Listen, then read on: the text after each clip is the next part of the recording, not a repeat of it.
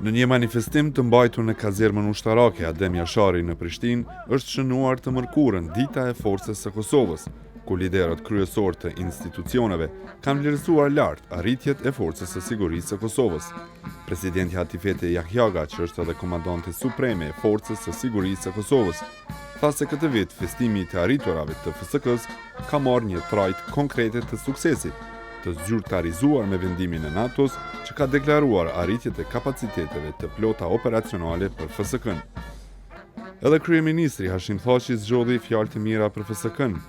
Ai tha se FSK-ja është forcë profesionale dhe e përkushtuar. Jahjaga dhe Thaçi nuk lanë pa e përmendur edhe ndihmën ndërkombëtare që është dhënë FSK-s.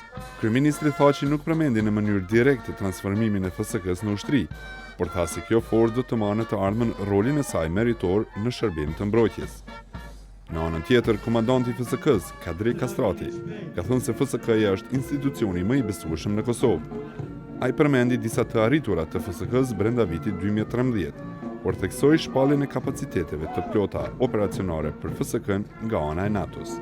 Aleanca Veriatlantike në korrik të vitit 2013 tha se FSK-ja ka mbërritur kapacitete të plota, pa i dhënë asaj detyra shtesë.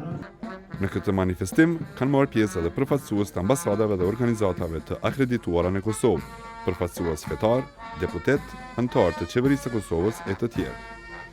Gjatë manifestimit janë dekoruar me medalje disa pjesëtarë të FSK-s nga Presidentja e Kosovës, Ministria e Forcës së Sigurisë dhe nga Forca e Sigurisë së Kosovës.